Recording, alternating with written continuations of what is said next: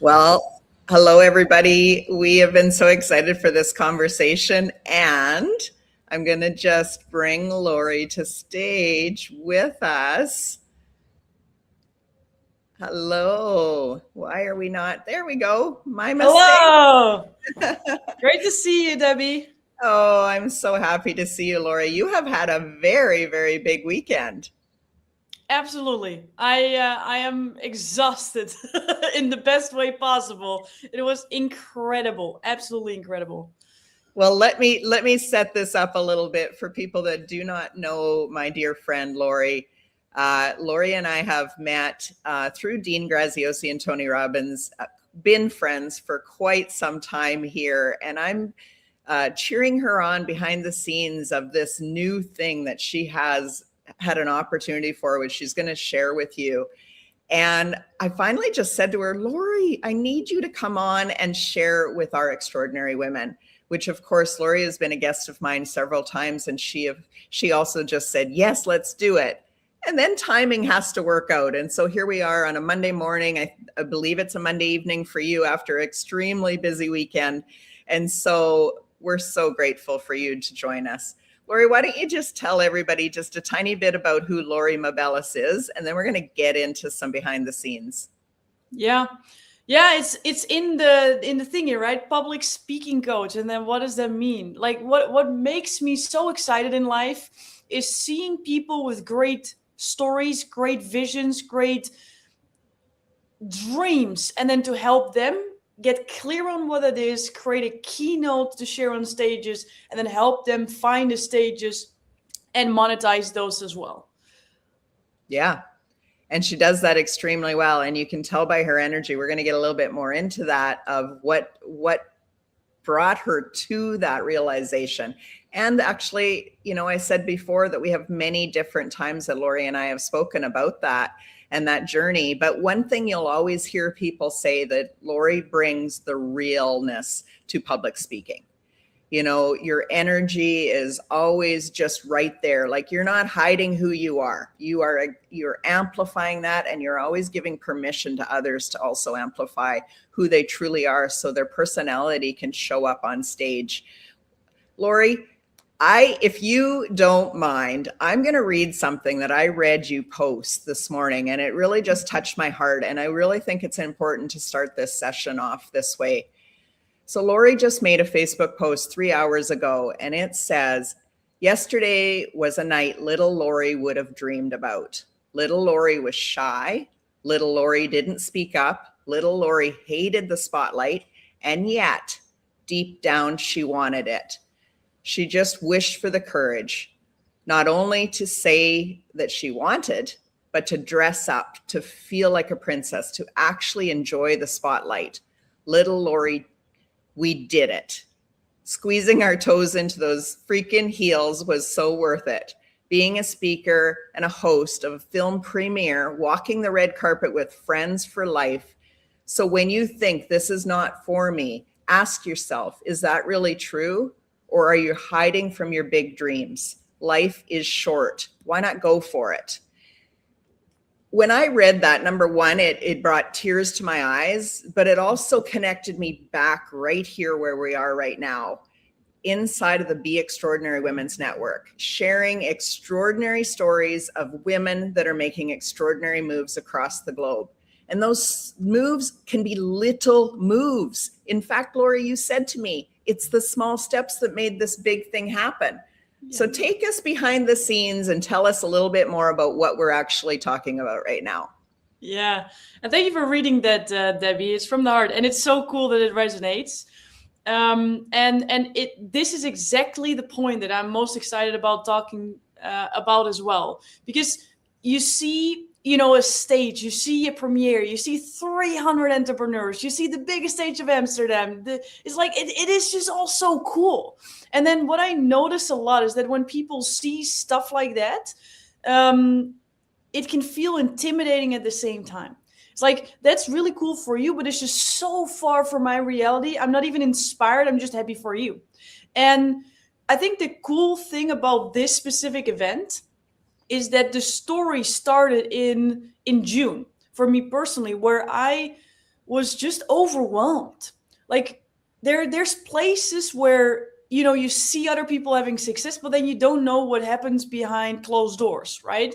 And for me, like my business was all going well and I was on stage and I'm doing all these cool things, but then I just felt that I was having a hard time making decisions. I felt I was working like a lot of hours and not only things I really enjoy doing, like administration and planning things, and it's less of my wheelhouse.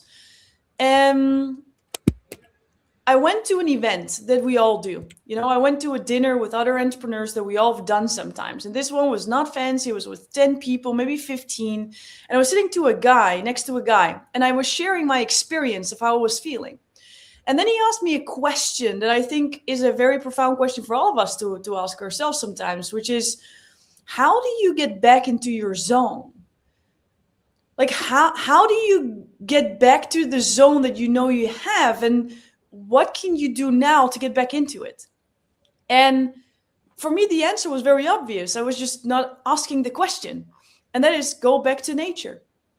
When I'm in nature, I thrive. When I'm in nature, I get wild, crazy ideas. And then when I just execute, magic happens all the time. And then when I get in my head, you know, we all know it. You get in your head, you start to overthink, you start to strategize factually. And for me, when I trust my gut, when I lean into my intuition, when I come from that energy place, it always works out in most magical ways, better than I've ever imagined. So when he said that, he also said, well, I actually know a guy and he hosts nature events. Why don't you connect with him? So next day I talked to the guy and he said, Laurie, I have an expedition to Sweden. Never been. So I thought that's kind of cool.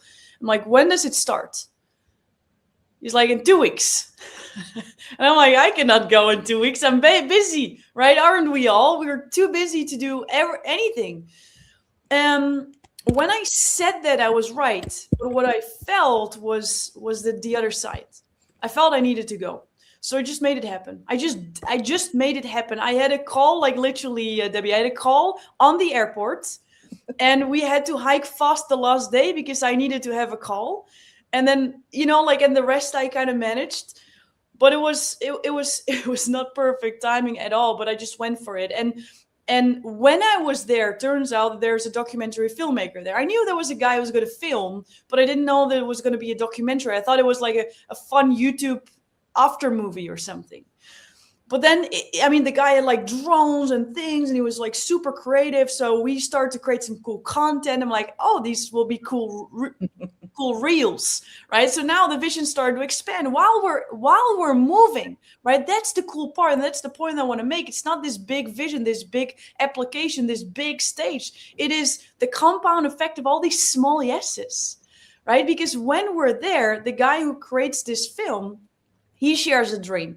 Like we all have. And he says, for me, it would just be so cool if there would be like a documentary and we could actually watch it together in a cinema. And then someone else thought, why not? And he took the leap and he just set a date. He rented the whole entire cinema, not just one, right? Not just the smallest one. Because if I'm thinking about it, it's like 10, 20, maybe, you know, like 25 people, small cinema, you know, like test it out first. He's like, no, let's shoot for the moon. I'm going to do the biggest cinema in the Netherlands, the biggest room. Let's make this happen. And then, you know, from that moment, they get to know me because they didn't know me as well. I went with a group of 5 people that I've never met before. And then they're like, well, you're a speaker. Why don't you host? I'm like, sure. You know, and we all got our different thing. And then now it turned out to be this, I mean, gala premiere in the biggest cinema with the red carpet. I'm the speaker and the host of the event. I'm part of the documentary itself. 300 founders, 300 entrepreneurs were there live. It was absolutely ridiculous. It was one of the coolest, honestly, one of the coolest days of my life. My family was there. My friends were there. And all from, you know, I'm a little bit overwhelmed. I'm going to chill out with 10 other entrepreneurs and share what's really on my heart. Wowzers. You know, Laurie, when I think it was on Thursday that we met together in a beautiful community that we're a part of, and you were sharing this excitement. And number one, your excitement is contagious. So, you know, any group that you get to hang with, Laurie, and you want to, because you can feed off of somebody's energy and also believe in things that when you're sitting alone in a room, you may not believe. And so we borrow belief from each other. And Laurie is definitely one that can help expand your belief in yourself, but your belief in just the world in general. I want to circle back a little bit, to, Laurie, to little Laurie, because you've told a few stories along the time that I've known you of what it took for you to really not only create, but grab hold of the life that you wanted as the digital nomad, as the person that had a great job but just changed. Like, take us through from little Laurie up until this point that you just said yes to yourself again. And there's going to be so many more yeses to yourself that bring this courage. But I want people to be able to see themselves in this story in a way that they can look back and say, I didn't believe any of this is possible either. And look at my life. So yeah, thanks for that question, because I really didn't grow up or got born with just a bunch of confidence. I was more of the opposite. Like, the personality that I have right now, I always had. It was just not always labeled as something positive. Like, looking back now, that's how I would explain it. Like, I've always been like very enthusiastic and growth oriented, but then there's certain phases in life where that's just so ridiculously uncool that and I wouldn't say I was bullied, but I was also not like embraced. I was more like always like an extra add-on. It's like people kind of respected me in my own little bubble, but they also didn't want me to be part of the group. And that made me really uncomfortable and insecure. So I remember this one thing that it comes to mind. I don't think I've ever shared this ever out loud or on a podcast or whatsoever. But there was a moment where, and it was not like little Laurie, because little Laurie was like not comfortable to talk to people. You know, like, she was just like, it's my mom that kind of kicked me on the butt and said, Laurie, go to this group, and I'm like, no. And then my brother needed to come with me. It's like this whole thing. But there was a moment in high school where I just loved learning, you know, like, I never really had this puberty where I was like against the thing. No, I just wanted to learn. And I was in the classroom. I was the first one because I like to be on time. I was already ready. My books were open. And then other people came into the class like late. And then they looked at me and they were like, well, of course, she's already in. And almost everybody got problems because they were too late. And it was almost because I was on time that was my fault. And it made me feel so small, even though I was not even like actively learning. I was on time. Like, that was my behavior. And yeah, I really remember where I was sitting, what I was feeling, who was walking, how they looked. And I was just like miserable. I was miserable, and I still needed to learn 3 years in this stupid school with all their stupid rules. And I just felt so small and underappreciated. And I'm like, if this is what you get when you open up, I'm just not gonna do it. I'm just and I wasn't even opening up. I was just like barely existing. I just thought, if this is already too much, I'm gonna exist less. I'm just gonna shut off everything. So, I mean, it's not like this is easy for me, and I'm just so courageous and so passionate. I'm always been myself. It's like, well, I had so much negative associations with being yourself that that is also now why I do what I do with more passion that I felt for anything in my life. Because when people say I'm just afraid, it's like, I really know. And I don't need to say I know. I just empathize on a soul level that I feel a lot of people feel safe fast with me somehow, because I genuinely understand, genuinely feel like a connection there. If that makes sense. Yeah. Wow. First and foremost, thank you for sharing that story with us. That, you know, you're a great storyteller, not only because you're a public speaker, but you have a way of taking people back to the scene of the enactment. And I hope that everybody caught that, because there was a piece of Laurie's story that related or pulled up a story from your brain, from your bank of memories as well. And so I want you to pay attention to that, because what I always say is that when we're in that space of learning and being open, we're here to see or feel or remember something. And so Laurie helped me remember what that felt like with empathy, but also why it's so important for me to never allow somebody to feel like they're the best kept secret. It can feel really, really lonely. And when we look at also the other part of it is that people will say that to me, well, Debbie, you're always courageous. And I'm like, I would not call myself courageous at all. And Laurie just said, well, people can say this public speaking thing is so easy for me. But it's just, I don't know, maybe Laurie, you want to explain that. Is like, it isn't easy. It is a choice. It is an intention. Yeah. Yeah. Well said. I don't even know what I should add to that. It is like how I also see this is it's not about you standing on a stage and sharing your message, because now there's so much pressure. It's like, why do you deserve the stage? What is your perfect message? Now we wait for the perfect timing, for the perfect everything. But what I see as a stage is it's an amplifier of showing people, like literally what you just said, right? A story activates the story bank in someone else's brain. So when you speak a story, it's not about your story. It's about the visual anchor that you facilitate for other people to go into their own subconscious. Kind of like be the mirror for them to see themselves in a different way through your lens. And that's all it is. And at the same time, when we're afraid of speaking, right? Because the biggest fear of humankind, it's not weird, it's human, right? It's human. And nice to see everybody.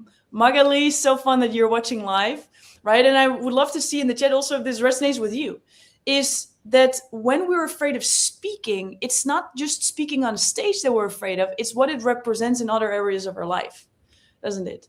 Right? So I see the stage as a magnifier of the fear because it's already there. It's already there.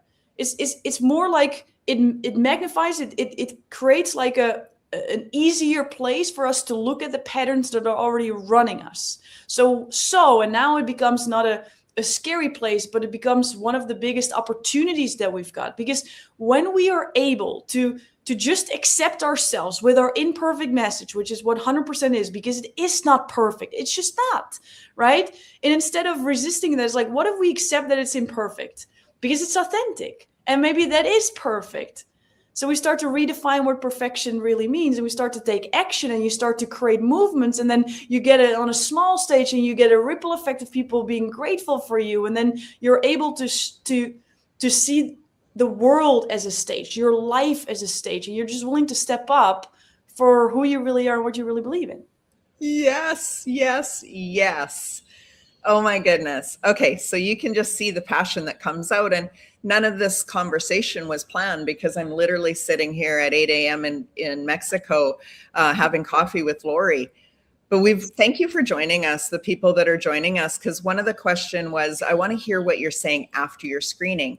And I want to relate it back to the ripple effect, because there is something that you experienced during this event that now is going to create a ripple, not only in our community, but in your personal life and to all those that are watching. So just give us some tidbits, because we want to see the ripple. And I'm inviting everybody to see themselves in her story so that you can understand what I mean about a ripple effect.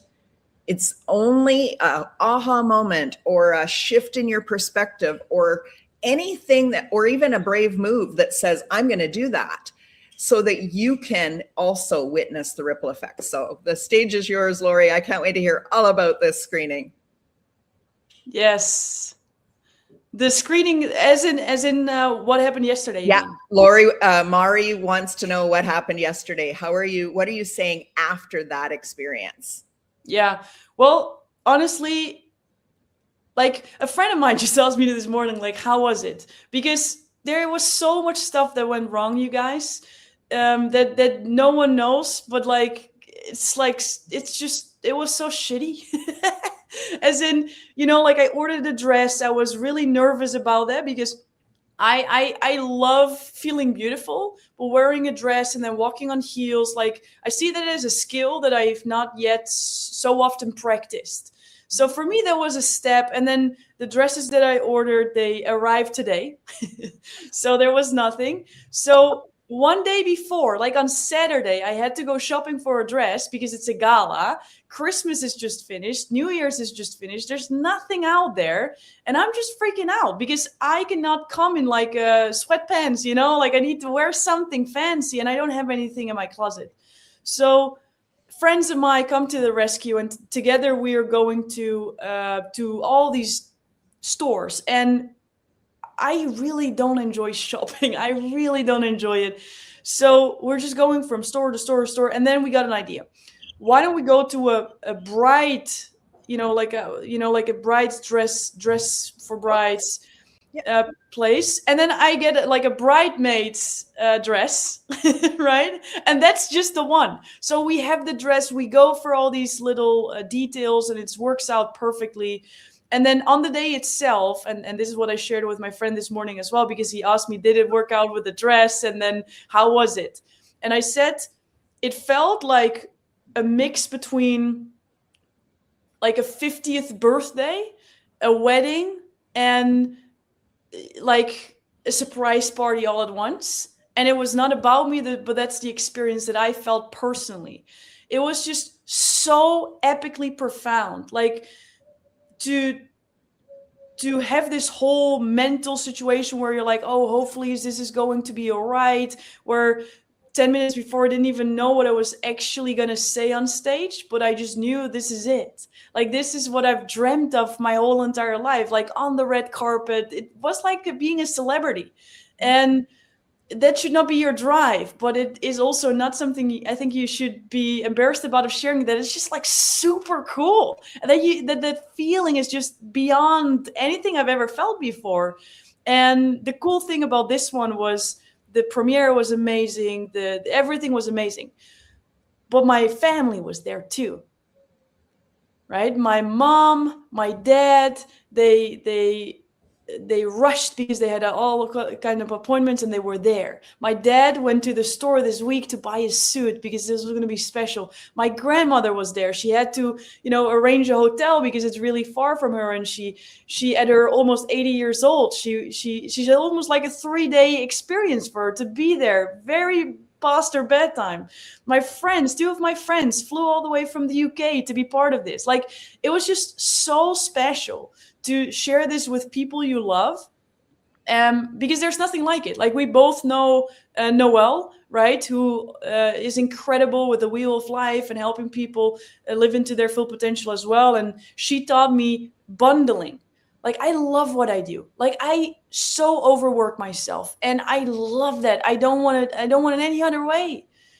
I just don't want to not care about my family and my friends, but this is the bundling. And they were so proud, and that makes me so happy. And I was so excited to share it with them as well. So, I mean, the whole screening I can talk about for days. I'm just like rambling a little bit, but it was just so cool. And I hope that everybody's watching can feel that it was really cool, but also really understand that it all started with a dinner with people that you don't know, and sit next to someone and be genuinely honest about how you feel. Yeah. Right. That was it. And now there's all this cool stuff, and the story doesn't end, does it? Like, there's going to be so many cool things rippling from this part, but it all started with one thing. She's like, I feel crap, and it's okay. And I can share that honestly because that's how I feel. And then someone shares an advice. I'm like, instead of thinking I know it better, it's like, I'm going to listen to it and do something with it. Well, and I can say that the ripple effect is in so many ways. Like, I could write a whole frickin' book on the ripple effect of just what you've talked about already in the few minutes we've been here. But Laurie, it didn't start with just that. I mean, we never know, where did it really start? As we can go back to, it started when little Laurie actually admitted to herself that she did want to wear a dress, but she wasn't going to ever tell anybody that, right? So we've weaved a lot of like storytelling into this, but we've also weaved a lot of mindset. And I want to talk a little bit about, what did it take for you? Because you can look back right now and go, I was prepared. I was prepared to go to a meal that there was 5 people that I didn't know. And I wasn't going to let the BS story run through my brain. I was going to be honest and share from the heart. It's something that I've always admired from you, Laurie. You've never, in my opinion, from the time I met you, you've never hidden the parts about yourself that you other people might say is a failure. You just did it right now with the dress. Like, it was a disaster. And yet I was freaking out. A lot of people wouldn't even admit that. So what did it take for you along this path to get ready to go to a dinner or meeting 5 strangers and then say yes to going on out in the wild with them? Yeah, nature is one thing, but you were out in the wild. Yeah. Well, I'm going to give the answer of how I feel right now, but I think this one is going to be fun to reflect on in a year or so, because this answer will change. There is something I want to show you. I'll grab it for you. This is because sometimes it's about the thoughts you have or the way you look at things, but I often like to go upstream and think, what questions do I ask myself, or what beliefs do I have that people can then also model for themselves? Because the answer will be different. Like, I don't think the outcome is that everybody should go on a 7-day hike without any experience on camping and just go, right? That's the way that I like to do things. I like to do, like, when I go and I go fully in. But that's not what everybody should do. Like, everybody has their own way of doing things. But there's a sentence that I look at every single day. This is this. I'll grab it for you. Drum roll. Yeah, it is. Like, we all know that language matters. The questions we ask shapes the answers we get. So a sentence that I like to look at every single day is this. This is perfect because. Ooh. So what I aim to live by every single day is that I don't want to argue with reality, but I want to assume it's perfect. And I don't know if it's true, but I've noticed that when I do that, my life gets more fun. And that is one of the 3 values I have. I like fun. I really value fun, because it's also a decision, isn't it? Like, we can suffer all the way through this. It's totally easy to do that. But I don't want to. I want to enjoy it. I want to have fun. And I have my rules, what fun means to me. And for me, going on this adventure is fun. So it's easier for me to make the decision. Second one is ease. I really appreciate last minute opportunities, especially like what we're creating together now, Debbie, is a last minute opportunity. You're reading a post that I created this morning. It's like, isn't that cool? It's like, what if it's not always this perfect strategic planning, but what if it's just doing, executing now? Because now the opportunity is here. It's in 2 weeks. If I plan it in 3 months, I will have another reason not to go. So why not do it? And then the last one is impact. I always look at leverage and impact. So for this specific trip, I thought, I'm gonna meet people because I assume it's perfect. So the group will be perfect. I just don't know how yet. I don't know why, but that's not on me. Like, that's not on me. I just gotta have faith. I just need to trust. And I learned that when I ask myself this question and I assume it's perfect and I just have faith, that it always proves itself that was true. So I almost wouldn't say it's a mindset thing, or what did I teach myself? It's more like a commitment I made to say, you know what? I love to enjoy my life, and I assume that there's something out there that wants me to win so badly that I just surrender to that, and I'll do my part.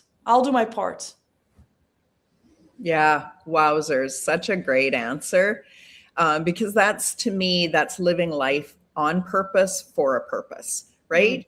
I love that you said suffering is easy. You want to choose that, you can stay in suffering all day long. But one of my mentors a long time ago said, you can't help anybody by getting into the muck with them. You can't. People will try to pull you into their victimhood or their sorrow. Let's look at it intentionally from the other direction. This is perfect. So what's making it perfect? How can we celebrate that with gratitude? And I love your core values: fun, ease, and impact. If we if every person, and I would love for you to drop in your rules of engagement, those core values. And you're right, Noelle helps us so much focus on what are our core values, what really truly matters, what are we willing to negotiate, and what are our non-negotiables, and then how can we bundle our non-negotiables so that they even make a bigger impact and have more fun, and we do it together. One of the other things that I want to go back to is your family, because I have always known that you had a very, very special relationship with your grandma. And it's been so fun to witness that from both perspectives, because it's two completely different generations. And yet you guys come together in the fun. Like it's very obvious to me that she's willing to have fun with you and play along and all that stuff. But then having your other friends and family there as well. I know that for me, and I'm just going to ask you if this is something that came into your mind as well. But sometimes when there is an opportunity for me to really shine, I can kind of dim my light and say, well, it's kind of inconvenient to ask somebody to do this, or I don't want to even tell somebody because then maybe they would spend more money or whatever. I make up stories of why they shouldn't celebrate me the way I really desire to be seen and witnessed. Did any of that go through your mind as your family was so excited to come over and just hold you in this beautiful container and celebrate you and share this experience? Yeah. Not a single second, not even a millisecond. And that is really cool, because also within my family, like it's quite fun because my family is amazing, but it's not that we've always been so thriving together. Like we are very, very extremely different personalities. Like my family, my brother and my parents, we're four, and we're all like, it's just so extremely different, like extremely, let's call it like, let's make it a little black and white to make a point, like extremely goal oriented, ambitious, learning by failure, outgoing, to thinking strategically, silence is key, high intellectual, strategizing, planning way forward, to like all the opposites in one family. It's not a great mix for every season of life to always be thriving, I'll be honest. There was a moment, it's funny because my mom tells me now, she didn't tell me when it happened, but when I moved out of the house, they thought, oh, you go, girl. Like, go. It's great. And just be on your own. Right? So the fact that now everything is so glorious, it's not because it's always been. It's been a lot of work. It's a lot of communication. It's a lot of acceptance. And I do think that is what my family does really well. Is like, even though we're all very different, we are all so stubborn that we just really believe that what we think is the right thing for us. And we found a way where we are able to say, and I love that for you. You do you. So the story that I got in my head, that's not like put in me through my parents or family, but I took from it, is that I'm too much. Right? Because I'm loud, I'm this, I'm that. It's the big Laurie show. That was a big trigger. And then, there were moments that made me very insecure, or that made me not want to share it. It's like, I want to be the too much version. If you cannot hold that version, then I don't want you part of it. It's like, I'm not willing to trade my identity for your love. It's like, it's just not worth it. It's my inner peace is way more important, even though it's fake inner peace, because you're pushing something away. And through a lot of amazing fights and discussions and willingness to sit again and to listen to the other perspective from all of us, I feel that I'm now not, yeah, but that's just Laurie. It's like, no, but that's Laurie. Like everybody found their own way of being proud of me in their own way. And I just got to that day yesterday being like, this is my freaking day. Like, I stood on the red carpet, like I went down and I went up again, and I wanted it again. I wanted another photo, another video, and I wanted a photo with every single one individually and with different order and different things. And I just did exactly what I wanted. And what I've learned is when you do that with grace, with genuine enthusiasm, not because you want to push or force something, that everybody is willing to just go for that because you're so happy. And they want you to be happy. And then when you know their love language and you understand that you would love to make a picture, but not when everybody's watching, and you like it in this way, you're like, it's like when you can kind of like just understand that too and don't need to have it your way specifically, then everybody gets what they want. And everybody was genuinely super excited for me. Oh, I love that, Laurie. There is such a lesson of receiving in that. Yeah. That generally receiving what you needed and allowing it to happen in the most beautiful way. I love it. So, Laurie, I named this conversation Say Yes to the Unknown, Laurie Mabelis, on courage, visibility, and momentum. I want to talk about the visibility part because as a storyteller, as a speaking coach, we often know that one of the biggest things is like somebody has this message and they really want to know how to speak it. But underlying that is the fear of being visible, the fear of being too much, the fear of. Can you just talk about how storytelling and visibility has helped shape you, but also maybe a story of one of your clients? Oh, such a good question, because that's what it's about, isn't it? Is it like what we just talked about? It's not the stage, it's not this, it's not your story. It's like everybody has a story that's worth it. It's not you need extra validate or like extra proof. It's like everybody has a story because you exist. Now it's about telling it in the right way so it's informative for others. That's it. That's it. That's not that hard. That's a skill. Everybody can learn it. But it's like what it all means to us. That's the fascinating journey, right? Being seen. And your question, if I would paraphrase, is like, what changed it for me, or like the being seen part, and some like for someone else how they've experienced that transition. Is that what you mean? Yeah, I guess leading you a little bit more is, and take it wherever you want to go. You have freedom to go wherever you want to go. But I know that the meaning of visibility and storytelling is different for you, and you have a belief around that.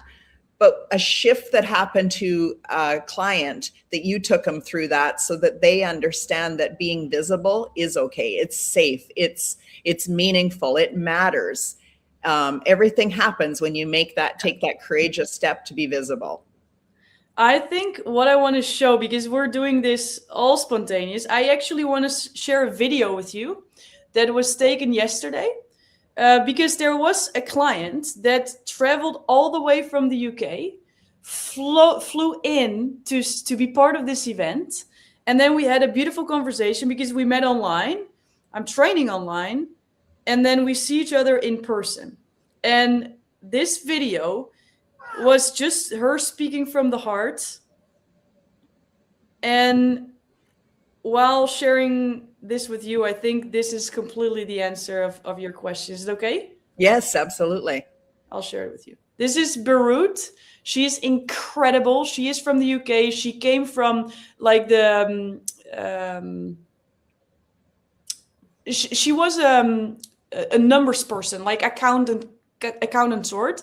Then she really wanted to go for what she wanted to do, which was makeup. She wanted to make people pretty. So now she has this really interesting two parts of her skill set. And now she's like, how can I leverage this? And what she saw is that a lot of makeup artists are really passionate and love their art. They're just not so good with the numbers and the strategy. So now she's helping women who are artists to really profoundly build beautiful businesses because she understands both worlds. Super cool. And it's like, yeah, but what's my story? I'm not a speaker because fill in the blank. And then this is, let me see if I. And then I joined Laurie's Transformational There we go. Speaking Academy. Right. And honestly, value has been absolutely transformational. For me, I've been with you for 8 weeks. My graduation is on Tuesday. And I just love it. Honestly, because it's not just about speaking with you as well, Laurie. It's about, about bigger picture. And like I started, I said, so why do I want to go into speaking? Because for me,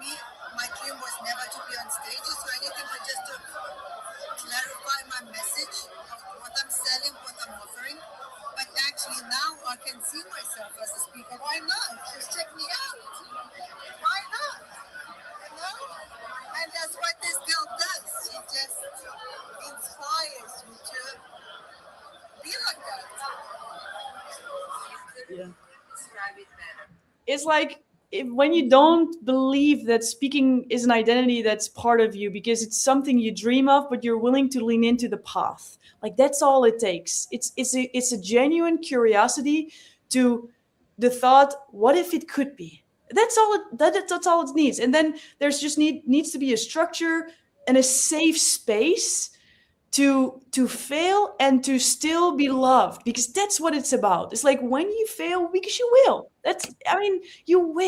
You will not do a good job. You will suck. Your message will be unclear. It will be so confusing. And yet that's what's needed to get to the next level. So why not do it in a safe space where you are able to go through that, and then to have her, fly to another country, to come to an event, to feel like a star, to know like this is what I'm meant to be, to say to people in that audience, like I'm a speaker. That is what it takes, whether or not even you get on stage after all. But of course she's gonna do that. She believes it's true. So beautiful, Laurie. As we wrap this up, is there anything that you want to tell my specific audience? And you know them very well, but they are the people that do have a story. They do understand that they are a leader of themselves, a leader of their community, is a leader of their circles. They might not have a title. They may not have ever held a job, but they are a true leader with a message to share. And I'm always talking about providing that safe space for them to feel seen and heard and valued and acknowledged. And you just shared that so beautifully. And I would love for you to just share that closing remarks, or just from your heart to them. Yeah, I would say, first and foremost, when you're all the way here listening, like, this is for you. I hope you feel that. And you are a speaker. You really are. And the stage is yours. The only thing that's holding you back is the story of what that means to you, or what you feel you need to be like or do in order for you to deserve that space, but you deserve it now. That's it. So the invitation that I would love to make is, what if it could be possible? Maybe you don't have to fully believe it, but what if you could question the thought? What if it could be possible that you are a speaker and that you deserve the stage? And then what would that feel like? And I would love for you to hang in that feeling for a little bit, because it's there. You're worth it. So beautiful. Thank you, Laurie, for joining us. I hope you feel the love from our community and celebrating you, and can't wait to continue hearing about the ripple of what continues to happen as this unfolds. This is just the beginning. It's definitely a pivotal point, and I'm so privileged, honored, and excited to be here celebrating it with you. Amazing, Debbie. Amazing. You so rock. You so rock. And everybody who was watching, mwah, big hug to you.